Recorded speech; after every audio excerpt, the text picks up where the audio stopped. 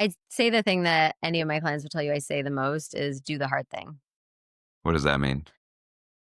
Just life's hard. Do the hard thing. First or last or in the Always, middle? always.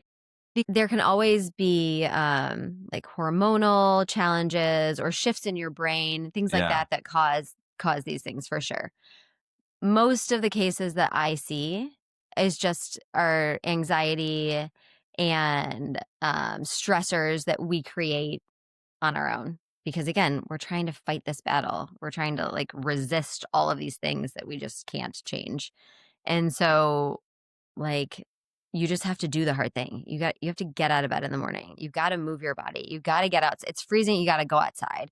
You've got to stop eating junk food. Like you have to have a conversation with your spouse. You have to clean up after your kids and not scream at them.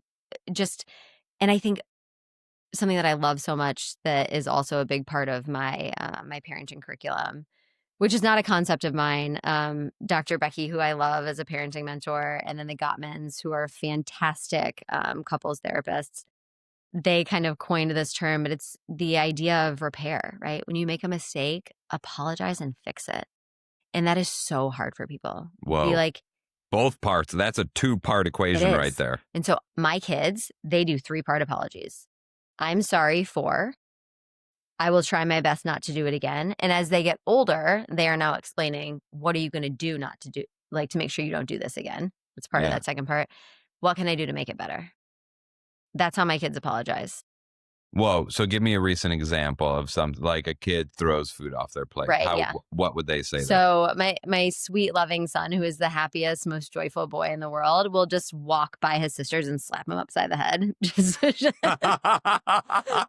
because he's a little boy and he has too much energy. because it's so relatable. Kids just do the craziest things. He is. He's so sweet. And I'm like, why did you do that? He's like, I don't know. I didn't mean to. And I'm like, okay, go make it right. Right. So he'll say, Violet, I'm sorry that I hit you on the head. I will try my best not to do that again. What can I do to make it better? If I'm with him, I'll try my best not to do it again, because next time I will slow down my body so that I can think before I act. We're working on that a lot because I know as an adult, I need that. Yeah. So, and then what can I do to make it better? I love that though, because that gives her an opportunity to say, like, you'd help me clean up this room. And like, Exactly. it's like, yeah, you broke the window. You're sorry. Now you got to repair the window. Like the Right. window's broken.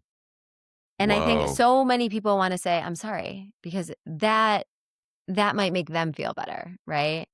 But an apology should leave the person who's hurt feeling better. I really believe that. And you said something a couple minutes ago about we create battles for ourselves. And it was an epiphany for me. So much of what I struggle with, if I just embraced it by doing the hard thing, it's not a battle anymore. Right. Like getting out of bed without hitting snooze. Yeah. Doing the hard thing at work. Like we all have that one task every day that's like, Yeah. And I'm working on creating a journal right now. My listeners know because I've got a beta group going and we're like working on it together. But one tab every day is the one thing based on a book I read called The One Thing. And it's all about identifying the one thing that's going to move the needle today. Yeah. And it's almost always the thing you don't want to do. And once you do that, it's crazy how time gets added to your day. Yeah. Because you do so much wasteful stuff avoiding to avoid doing it. that. Like you've got to do the one thing. All of a sudden, I've got to clean my room. I've got to vacuum out my car. I've got to clean my windows. I've got all this ancillary, esoteric BS. Yeah. Just to avoid that. Yeah. And it's like if you do that, all of a sudden the rest of your day feels like it's wide open. I can do anything. Yep. And you prioritize things a lot better when you do the hardest thing first. Yeah. First things first. Second things happen. Yeah. Second things first. First things get forgotten. Whoa. And that's kind of that was like the premise of my newsletter. It's called The Little Things, because of all of the things I blabber on about, of all the things I read, nothing comes to fruition if you don't put one foot in front of the other.